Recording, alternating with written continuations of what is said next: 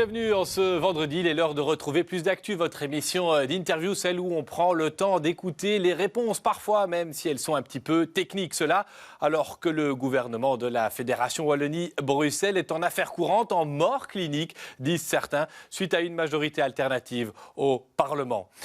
Concrètement, qu'est-ce que cela va changer pour nos étudiants, pour les institutions, les hautes écoles, les universités? Comment gérer l'échec de certains lors de la session à venir?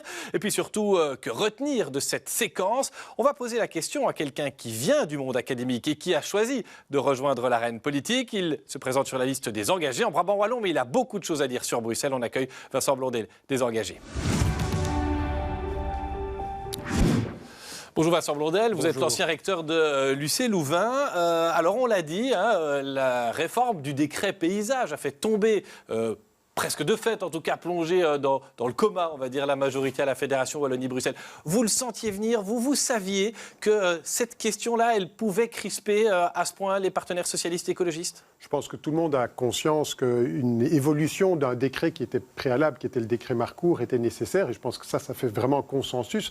Ce décret a amené à un allongement des études, des parcours parfois catastrophiques, puisqu'après 4 ou 5 ans, des étudiants qui sortent sans aucun diplôme, et donc une déstructuration du parcours étudiant aussi. Donc la réforme qui a été mise en œuvre il y a maintenant un peu plus de 2 ans, c'est une réforme qui a été très largement concertée, qui s'est faite aussi sur base chiffrée. On a évalué quels avaient été les effets de la réforme précédente.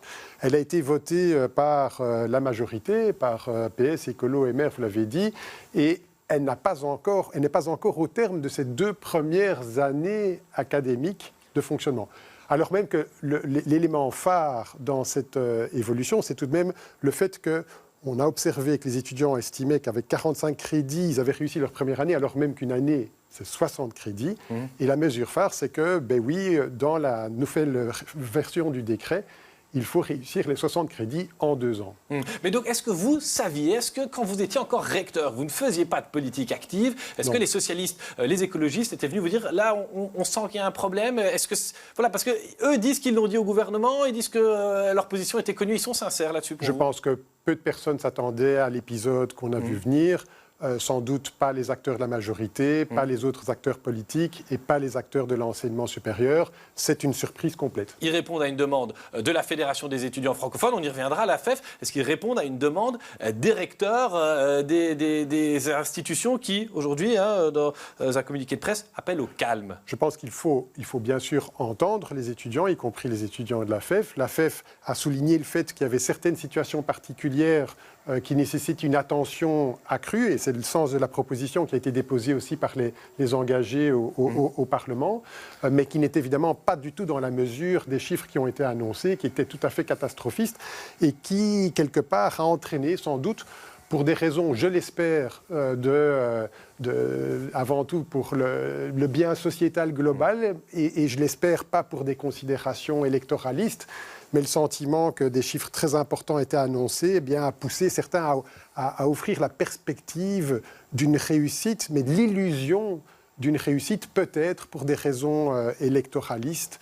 Et parce que cette règle des 60-45 crédits, elle n'est pas claire pour tout le monde. Qu'est-ce qui va se passer maintenant à la rentrée? Qu'est-ce qu'il faudra faire pour pouvoir passer d'une année à l'autre dans le supérieur? Une année d'études, c'est 60 crédits. Pour réussir une année d'études, il faut réussir 60 crédits. Ça reste inchangé.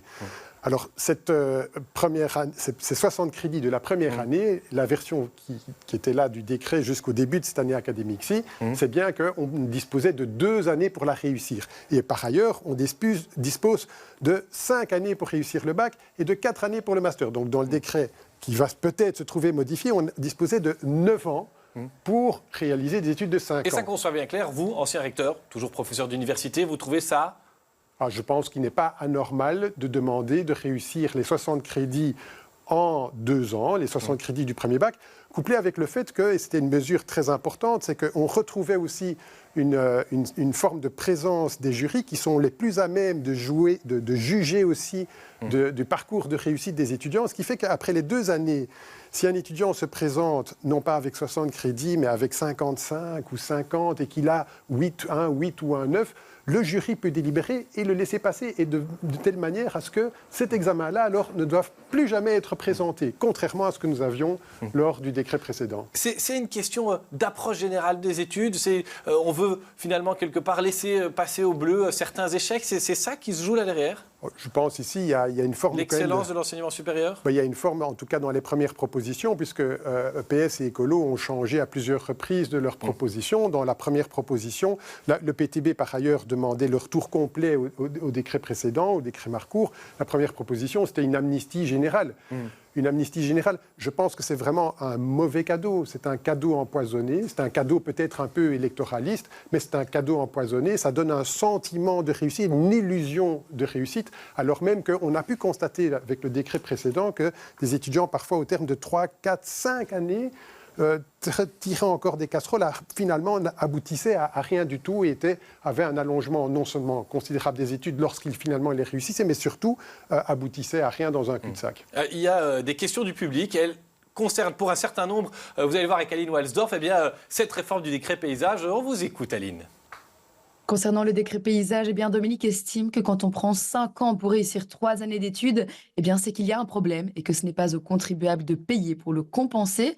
Elle propose alors que les parents assument les échecs de leurs enfants. Et puis Charles, de son côté, demande si, comme ancien recteur, vous avez des chiffres fiables à propos du nombre d'étudiants qui risquent de ne plus être finançables, car ceux avancés par les partis politiques sont tous différents.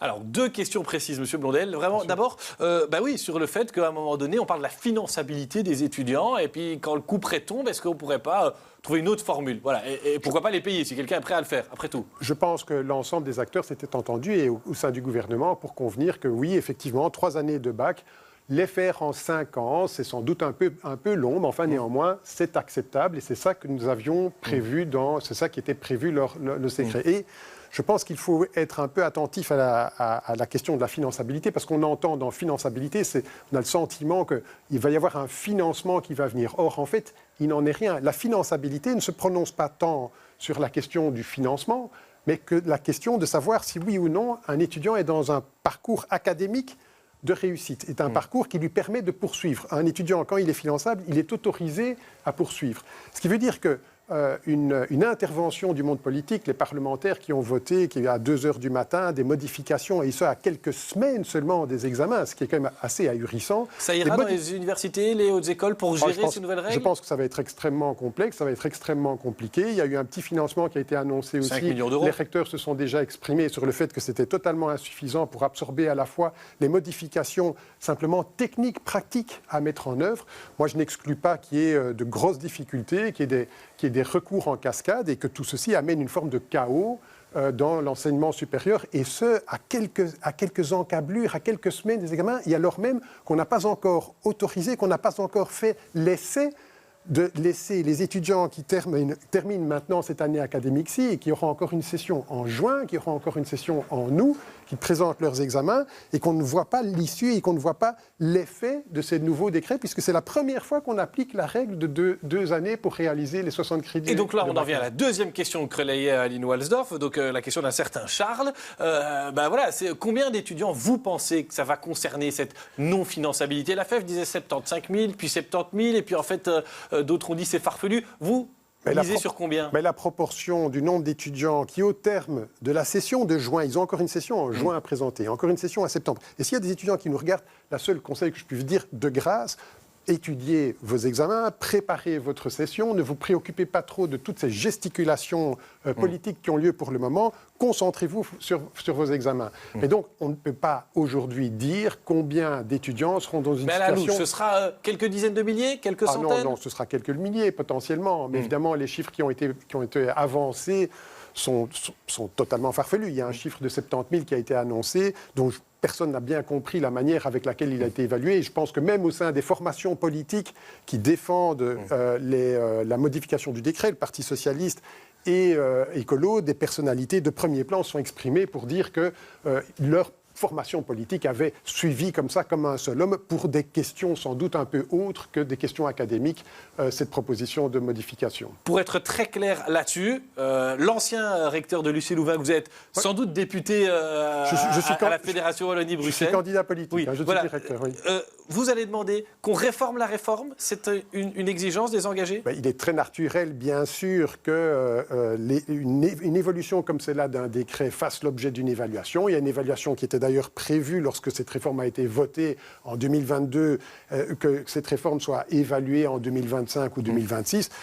Que de l'anticiper un peu, et c'est la proposition des engagés, mais sur base d'éléments chiffrés, et attendons au moins la session qui arrive. Je précise quand même que des chiffres aussi sont très largement disponibles, même si ceux-là ne sont pas encore, parce que cet événement-là ne s'est pas encore... Mais vous plaiderez quoi? Qu'on revienne à ce qu'avait préconisé Valérie Glatini et ensuite Françoise Berthiaud, ou bien on peut inventer autre chose? Non, je pense qu'il faut prendre en compte certaines des préoccupations qui ont été exprimées. C'est la raison pour laquelle les engagés ont proposé une troisième voie. Nous n'avons pas été la sourde oreille comme l'a été le MR, qui n'a pas pu entendre tout de même qu'il y avait quand même des difficultés réelles. Il y a des difficultés réelles, en particulier dans le chef des étudiants. Et la voie nouvelle, c'est quoi alors pour les engagés? Eh bien, c'est l'amendement que nous avons déposé, qui, je pense, était un amendement de bon sens, de prise en compte des étudiants qui auraient éventuellement réussi par tous leurs examens et qui ne pourraient pas autoriser à poursuivre. C'est quand même... Ceux qui auraient été rattrapés par le jury, à vous entendre?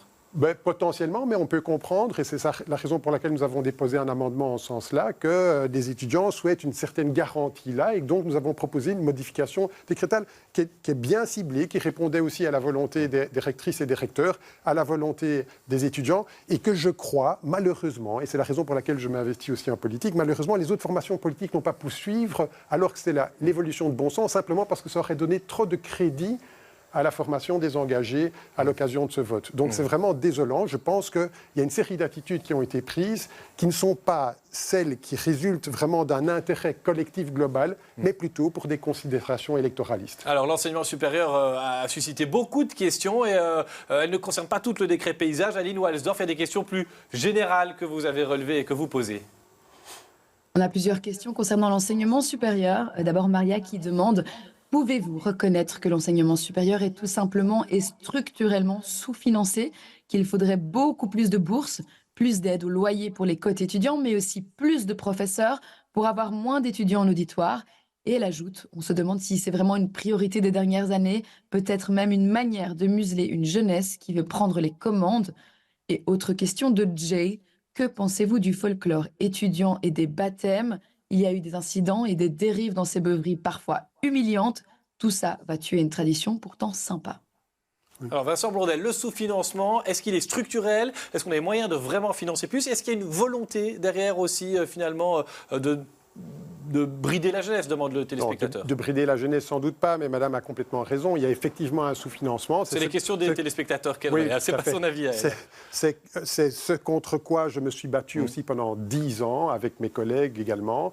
Heureusement, je n'aurais jamais pu rejoindre une formation, je ne l'ai fait que récemment, je n'aurais jamais pu rejoindre les engagés s'ils n'avaient pas mis comme une des priorités leur financement de l'enseignement supérieur. Vous savez qu'on a eu un définancement de 30% Combien en 10 vous ans. pensez pouvoir mettre dans un contexte financier délicat? Je ne vais pas m'engager ici sur un montant, ce serait pas mon... Mais nous savons quels sont les besoins du secteur, puisqu'ils ont déjà été exprimés par les recteurs. Sous la législature précédente, c'était 200 millions, ça a été dit explicitement, c'est dans le mémorandum qui a été déposé par l'ensemble des recteurs.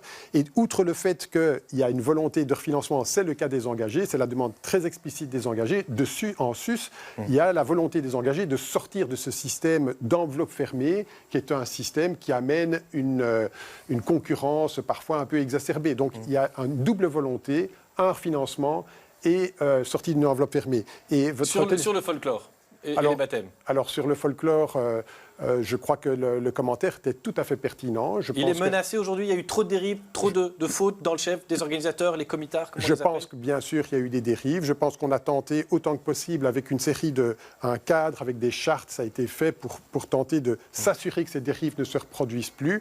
C'est toujours des événements parfois dramatiques, mais je pense que comme ça a été dit d'ailleurs, il ne faut pas confondre ces événements-là avec ceux qui sont quand même des éléments qui alimentent la vie universitaire, qui sont socialement importants important. Moi, en tant que recteur, j'ai à de très nombreuses reprises été à la rencontre des régionales, des cercles et des régionales, qui contribuent au patrimoine culturel wallon et bruxellois aussi, qui contribuent à l'animation de la vie étudiante, qui organisent du folklore, qui organise le carnaval. Vous avez fait votre baptême, vous étiez combien dans votre bleusaille, combien aujourd'hui ? Je pense que les cercles régionaux ne se réduisent pas au baptême, c'est évidemment ça auquel on fait référence, mais ils organisent des éléments de carnaval. J'ai participé à des dégustations de plats locaux, et donc ça contribue au maintien aussi d'une culture et d'un patrimoine wallon et bruxellois. Je pense que c'est une bonne chose et il ne faut pas confondre les excès d'un côté avec tout le bénéfice aussi qui est apporté par ce folklore étudiant. Alors Vincent Blondel, vous faites campagne notamment sur les intelligences artificielles. L'ingénieur que vous êtes a bien compris que quelque chose est en train de se passer. On l'a dit sur les réseaux sociaux. Aline Walsdorf, quelles sont les questions posées par les téléspectateurs de Plus d'Actu ? Ici, Jimmy s'inquiète de l'arrivée des intelligences artificielles. Il nous dit les machines ont remplacé les ouvriers et maintenant d'autres technologies vont remplacer d'autres métiers. Au final, ce sont toujours les plus faibles qui sont remplacés. Il demande, peut-on légalement interdire que des emplois humains soient remplacés par des technologies ? Et puis cette question de Louise qui précise être étudiante, on nous interdit l'usage de certaines IA comme ChatGPT pour nos travaux alors qu'on sait qu'elles nous serviront dans quelques années une fois sur le marché du travail. Pourquoi ne pas plus les intégrer dans le programme des études ? Voilà. 2 questions parmi d'autres. Il y en a un qui s'inquiète et qui vous demande est-ce qu'on peut interdire que des machines remplacent des humains ? Oui, non. Est-ce que vous êtes prêt à le plaider, par exemple, dans l'industrie à la région wallonne ? Interdire l'intelligence artificielle, ce serait tout à fait illusoire, puisque d'abord, ça se poursuit dans d'autres lieux, et puis c'est une source aussi d'opportunités, y compris pour de l'emploi. Donc, mais quand on remarque que ça remplace un emploi, est-ce qu'on peut sanctionner une entreprise qui licencierait parce qu'elle utilise des machines qui vont travailler 7 jours sur 7, 24/24 ? Les emplois doivent pouvoir évoluer, et donc les acteurs doivent pouvoir évoluer, et l'intelligence artificielle, c'est un des éléments dont très certainement un des défis auxquels on va être confronté dans les années à venir, et auxquels on peut largement se préparer et anticiper et s'assurer d'avoir une évolution, y compris en enseignement supérieur, comme le soulignait dans l'autre question. Elle s'appelle Louise, l'étudiante. Louise, l'étudiante, c'est évidemment, je suis désolé, Louise, si vous m'entendez, je suis vraiment désolé d'entendre que l'environnement dans lequel elle se trouve ne lui autorise pas l'utilisation de ChatGPT. Il est évident que toutes les institutions d'enseignement supérieur doivent permettre l'utilisation de ChatGPT.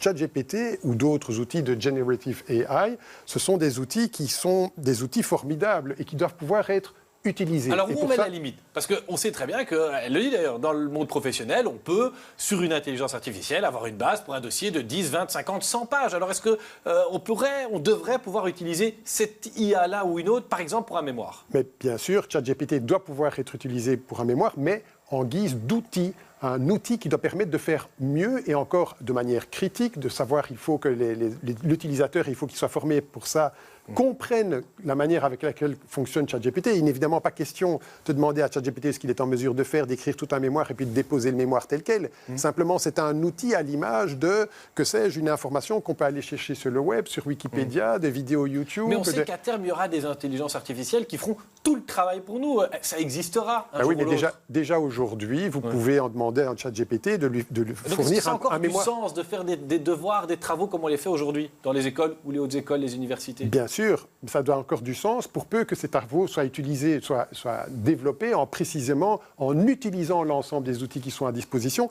Vous n'allez pas dire à quelqu'un qui peut faire un mémoire sur un sujet précis sans qu'il ne puisse aller voir sur Wikipédia ce que Wikipédia en dit, ou bien qu'il ne puisse trouver des suggestions, des orientations par ChatGPT. Mais il doit pouvoir comprendre. On est à la pointe en Europe sur les intelligences artificielles ou est-ce qu'on s'appuie trop sur ce qui vient de l'étranger et est-ce qu'on doit s'en inquiéter d'ailleurs de ces IA, je ne sais pas moi, russes, chinoises par exemple, ou américaines ? Bien sûr, c'est un véritable enjeu pour l'Europe. Donc il faut remettre une autonomie de l'Europe sur une série de dimensions. On parlait ici de l'intelligence artificielle, mais il en va de même pour l'énergie, il en va de même pour la sécurité. On le voit bien avec les tensions géopolitiques pour le moment. Et donc, l'enjeu de l'intelligence artificielle en Europe, c'est un gros enjeu. C'est un enjeu qui va aussi traverser la société ici en enseignement, mais aussi en santé, dans de multiples secteurs. Et nous devons garder un certain contrôle de ça. Et nous devons aussi imposée. Nous avons là une culture européenne qui n'est pas la même que celle qu'on va trouver dans des pays asiatiques ou même en Amérique du Nord.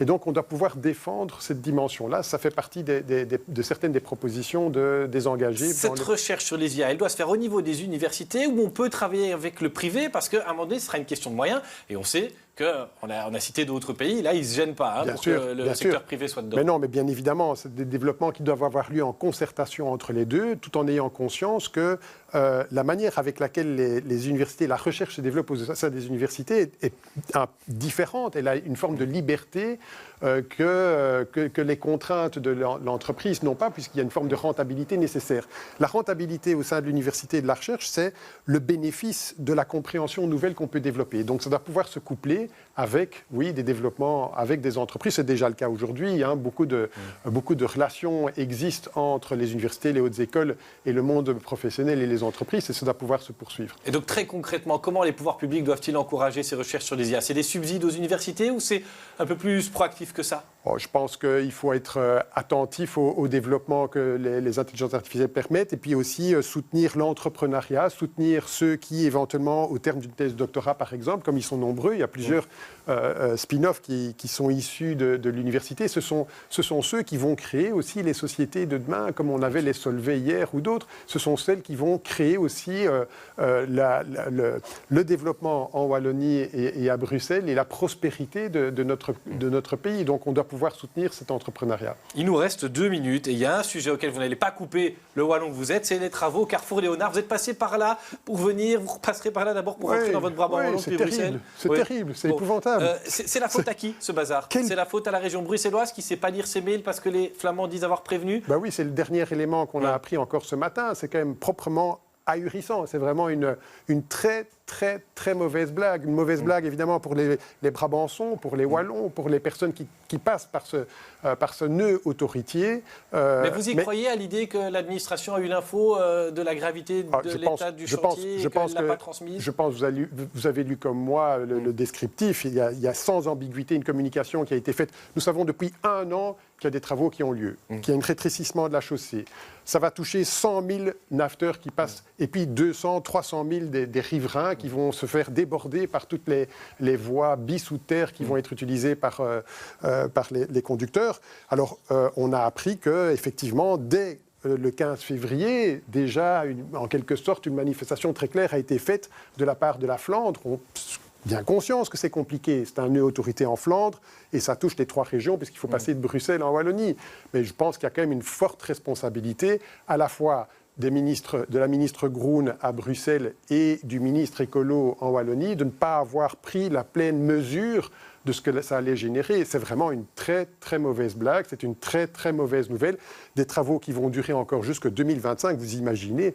Enfin, c'est ahurissant. Okay, on a compris votre cours et vous avez apparemment bien compris aussi le dialogue et les vocabulaires politiques. En quelques secondes, Vincent Blondel, il y a un projet à Bruxelles de taxe au kilomètre. C'était une question que posaient les téléspectateurs. Vous êtes prêt à la payer quand vous viendrez siéger au Parlement de la Fédération Wallonie-Bruxelles en fonction du nombre de kilomètres que vous pratiquerez? Je pense que ça a un certain sens de demander d'avoir une intervention financière, mais il faut évidemment que ça se développe dans un environnement qui permet des alternatives et que donc ici, en matière de transport en commun, que ce soit le RER, la cadence des navettes, et c'est d'ailleurs assez ahurissant sur le sujet précédent d'avoir entendu certains acteurs dire ben oui, ils n'ont qu'à utiliser les transports en commun. Merci d'être venu sur le plateau de Plus Actu répondre à ces questions. Le journal ce soir vous est présenté par Camille Tanguy et puis on reparlera du Carrefour Léonard dans les experts avec 2 bourgmestres, celle d'Oderghem et celui de Watermal-Boisfort qui viendront répondre aux questions de Jean-Jacques Deleu. À samedi.